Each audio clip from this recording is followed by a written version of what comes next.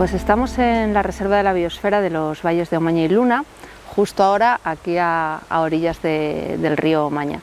Esta Reserva de la Biosfera está ubicada en el noroeste de la provincia de León y es una de las zonas más despobladas de toda España.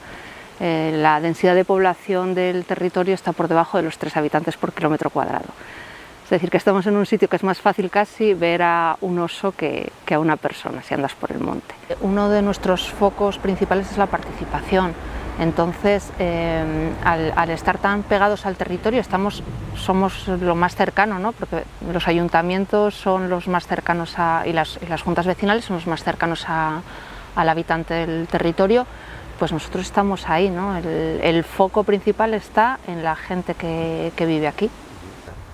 Yo creo que el cambio climático, más o menos, ya hay una conciencia, yo por lo menos sí la percibo en los vecinos, ¿no? Sobre todo, no tanto el cambio climático académico que habitualmente estamos acostumbrados a escuchar, sino el que ellos ven a través de la fenología. Los habitantes del territorio están muy acostumbrados a observar la naturaleza y todos esos cambios que se van produciendo en el adelanto de las estaciones, en el cambio del régimen de lluvias, en el cambio del régimen de nevadas, eso les da una aproximación muy intuitiva a lo que está ocurriendo con el cambio climático. Entonces sí que es fácil hablar y trabajar sobre estos temas, porque no es algo que les pille de sorpresa. Seguramente le pille más de sorpresa a una persona que viva fuera de los ritmos naturales, ¿no? La gente que está aquí es muy consciente de todo eso. Desde Territorios Vivos, que es la asociación promotora del proyecto,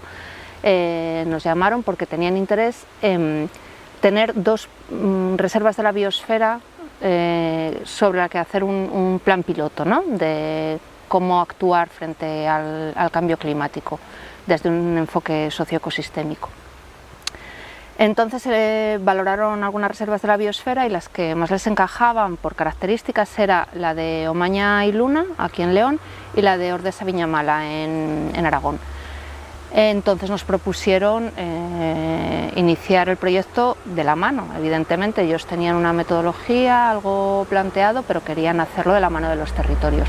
Pues fue relativamente sencillo convocar y trabajar en estos foros que luego fueron dinamizados también por Altequio, otra entidad que participó en el proyecto. Este proyecto se enfoca en el nivel comunitario y el propósito es activar y generar como acción comunitaria, generar más lazos comunitarios en torno a dar una respuesta a las amenazas del cambio climático.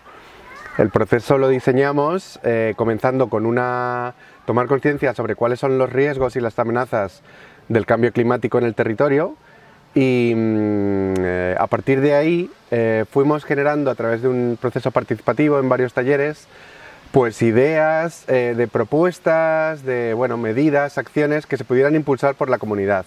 Esto era muy importante, que fueran propuestas accesibles, que fueran fácilmente abordables por parte de la comunidad local, ¿no? Que no tuvieran una gran digamos necesidad de estructuras organizativas más grandes. Entonces como que fueran cosas cercanas a la comunidad y que pudieran emprender fácilmente. Las medidas, las propuestas son muy variadas. Hay algunas que son más a nivel cultural, como de recuperación de tradiciones, ¿no? De la cultura tradicional. Hay otras más a nivel de ecosistema, de restauración ecológica, de revalorización del paisaje, de sensibilización y aumentar un poco el conocimiento y la conciencia un poco sobre los ecosistemas. Y otras a nivel económico, ¿no? Como también qué tipo de iniciativas igual pueden ser oportunidades en el contexto de cambio climático para estos territorios. Pensábamos que también el ser reservas de la biosfera es un valor adicional en cuanto a que esta figura pensamos que es un buen marco para reflexionar en este sentido, ¿no? La reserva de la biosfera es un reconocimiento a una vida sostenible en relación con el territorio.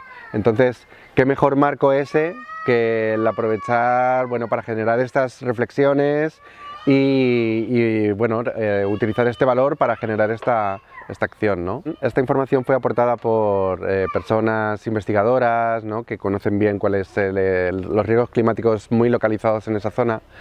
La primera reacción es de mucha preocupación, ¿no?, y realmente de wow, lo que se nos viene, ¿no?, o lo que se puede venir, ¿no?, porque es como ese factor de incertidumbre también.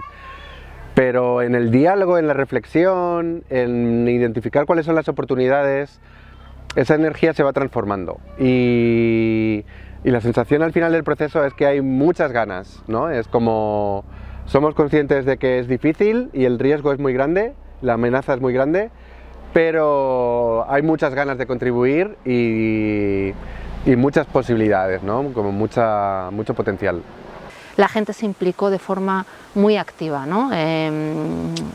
Los tiempos estaban muy medidos, entonces sí que hubo mucha actividad o una actividad muy intensa en torno al proyecto y aprendimos otras maneras, ¿no? Entonces ese resultado yo lo valoro mucho.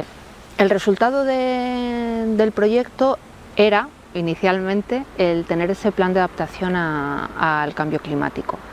Y ahí se llegó, ese plan de adaptación muy concreto de proyectos pequeñitos, de no mucho coste, pero sí que permitiesen hacer como acciones quirúrgicas, ¿no?, que llegasen a un punto concreto.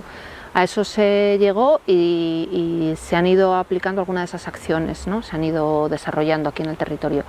Uno de los asuntos que se tocaban en este plan de adaptación era el de la ganadería extensiva, la importancia de la ganadería extensiva y qué capacidad de carga tenían los puertos de montaña para incrementar esa carga ganadera. Hubo una línea muy clara de temas que tenían que ver con educación y concienciación. Por ejemplo, trabajar con los niños de las escuelas que hay aquí en el territorio sobre su cercanía a las fuentes de agua, a cómo están los ríos, al régimen hídrico.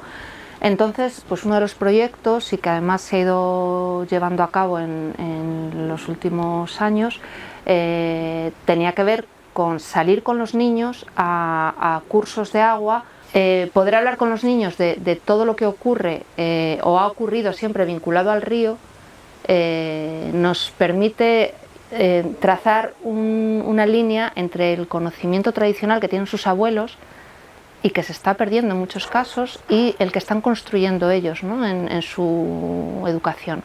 Aquí cada pueblo tiene su comunidad de regantes y tienen cada comunidad de regantes derecho a construir una represa en el río temporal, de las que se pone ahora y con la crecida de primavera desaparece. Ese agua se gestiona de forma comunal y el puerto se hace de forma comunal a través de la comunidad.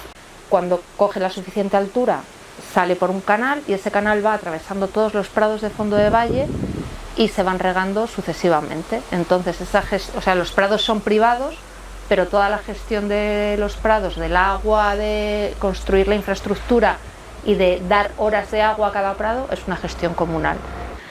Y entonces, bueno, pues una de las cosas que estamos intentando hacer es que no se pierda ese conocimiento y enseñar también a los niños, que eso se ha hecho así siempre.